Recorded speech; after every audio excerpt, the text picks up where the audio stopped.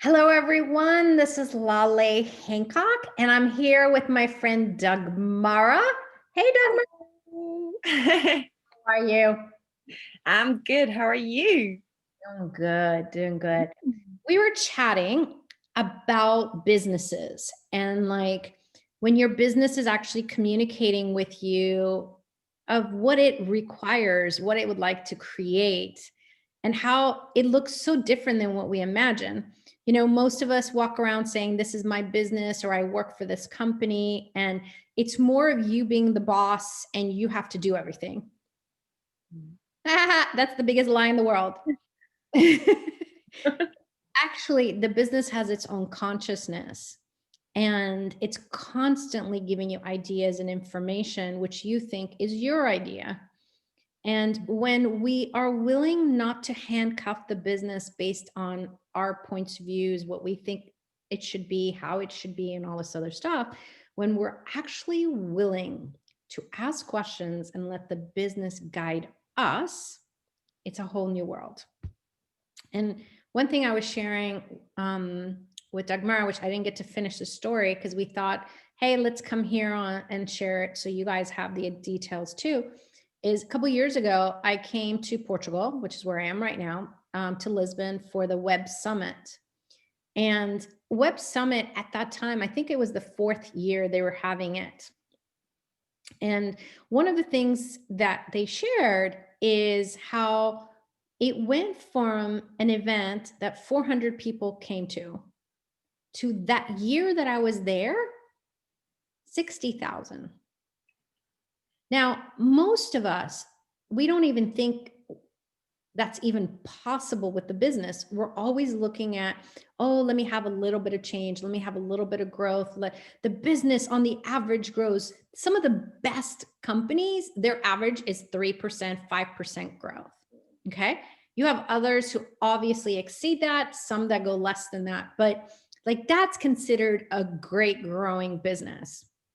But when you go from your first year, okay, to the 4th year, to 60,000, that's pretty impressive.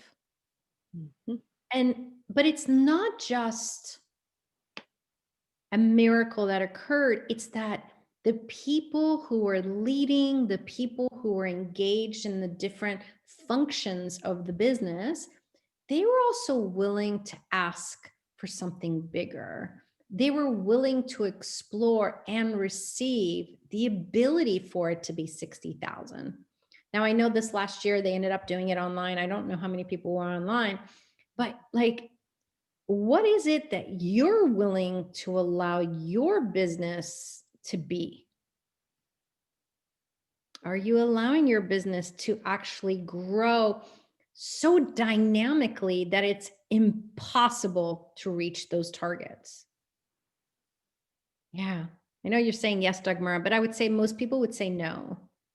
You know, when they're really being honest, like deep down inside, know that if it's light, when I ask this question and it's light, it's usually what's true for you. And when it's heavy, it's usually a lie.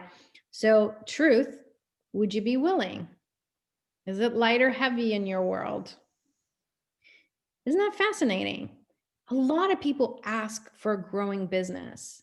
They want their businesses to grow, but yet they're not really, the underlying energy is not for growth. And if it is, it's to be like everybody else, that small, okay, we made it and we achieved it. And now what? Yeah. So I'm curious, like what you might be perceiving when we're having this conversation together, because it's fascinating if you're willing to be truly vulnerable and answer this honestly. Mm. Well, for me, what I realized when you ask those questions, it's like the space that opens up, and I get the smile on my face, and it's just like so much more joyful, and playful, and you start to see things different and like perceive energies like, hey, that's where it could go, and that's another possibility. So it's just like this fun play. And what I think is, or what I sometimes also tend to do is like making things so serious, you know? Mm-mm.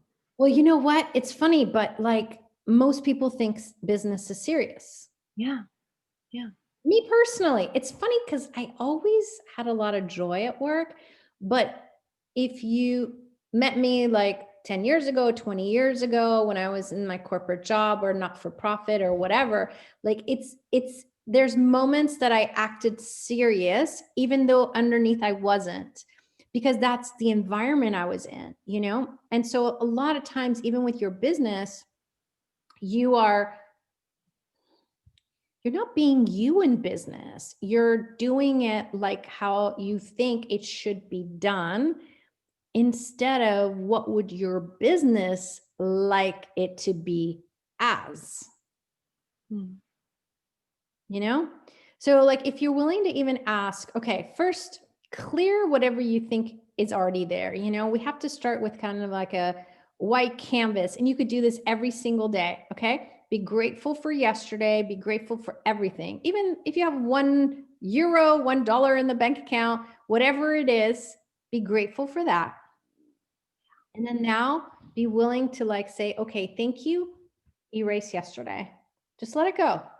Just let it all go. Now, what would the business like to add to itself today? Who would it like to add to itself today? Because there could be new systems, whether it's an accounting system or a customer relationship system, or it could be that it's going to be, you know, some new product that it's going to want to add today, new services, new way of engaging and communicating with employees, with clients. Like there's all these different ideas that will come to you if you're willing not to be attached to what the business was yesterday. Yeah, love that. Hmm. Hmm. Mhm. And see, most of us think it's your job. It's your job to figure it all out. It's your job to predict things. It's your job to bring everybody in. But if you actually start allowing the business to contribute to itself, the business has a voice, and that voice of the business has an energy to it. And it's like a little magnet, not a little, it's a magnet. So the more you allow the voice to be itself, to go out, it will like a magnet bring people to you. It will bring resources to you. It will bring you ideas. And even like you'll know, okay, I need to go on this website. You won't know how you got there, but you'll know that you had the idea to do a search on, you know, a new campaign, like a new email campaign system, or a new accounting system, or a place to hire people. Like you'll have these ideas, but what it actually is how the business is communicating to you on what it's asking for. Now, it's not just about that. There are actions. You do have to take action. So, you know, if you get, you know, like we had this, you know, idea that let's come here. This is one of the actions that wanted to happen. But maybe one action is actually you doing nothing of what you think and go for a walk. Yeah. Hmm. Let your creativity expand. That walk, even though you think you have no time for it, if that moment your body is like, let's go for a walk, let's go for a walk, it's because there's something other than the way you think you have to do this that can come out if you actually listen to your gut instinct, which is your awareness, and actually follow that. And if you start following that energy and that knowing of yours, in the most craziest ways, you will expand the business. You will bring in new clients. It may even be you're like, I have this feeling I need to call my mother. You're like, I don't have time for my mother right now. I am not calling my mother. But no, the reason your mom is popping up is there's something energetically that by you communicating with your mom, it adds energy to energy to energy to energy. And it's funny, those moments where I've had that and I wanted to say no, something kept pulling me. No, no, no, you have to call her. You have to call her. And then I called her and it was like, oh yeah, I have a client who's in that business or knows people. Like it's always been like when you ask the questions of the business, because otherwise it could be your mom's just thinking about you and you just keep hearing in your head that she wants to talk to you. That's a different story. That's a different conversation on a different Zoom. But when you're asking the business and you're like actually in that flow and it pings you, follow the ping. That ping is not just a ping, it's actually the trail of the energy that's desiring to gift and contribute to whatever you're creating. Mm. Yeah. So I wonder what ideas have been coming to you? What energies have been desiring to work with you in your business that you're just kind of like, oh, I don't see you, go away. But if you actually were to acknowledge them and follow that energy, what it could lead to. Mm-hmm. Different world. Yeah. Sounds definitely like so much more fun, that what we've learned so far. Yeah, you know what? It's funny. I facilitate a program called Leaders of Tomorrow and Mhm. a workshop called Right Voice for You. And one of the things that we also share is these energy flows and knowing like to ask questions. Like I have a lot of sales teams and sales organizations that work with me. And they always ask me like, how do I close my deals faster? Mhm. I said, you have to start trusting your awareness. Because, see, there's moments you want to call your client or email them, and your gut's like in knots. You're like, well, guess what? That's when you should not be sending them an email or calling them. Mhm. You're actually perceiving the moment's not there yet. So instead of you wasting your time on that effort, why not follow the energy of which client? Go down your list of clients. Which one of them it's light to call them right now? And it's those crazy moments that it was the perfect moment. It could be their world's going crazy and they need your product or your services, and you call and it's like you're saving them. Or it could be just that they finally have the space to listen to you, you know? So when you start really asking questions and allowing the energies to guide you, it's not the black and white anymore. Now it's more of the options have just expanded and you've got all these other options that you can choose from. Yeah. Yeah. I just know that I choose like whatever I'm doing in my life, in the given moment.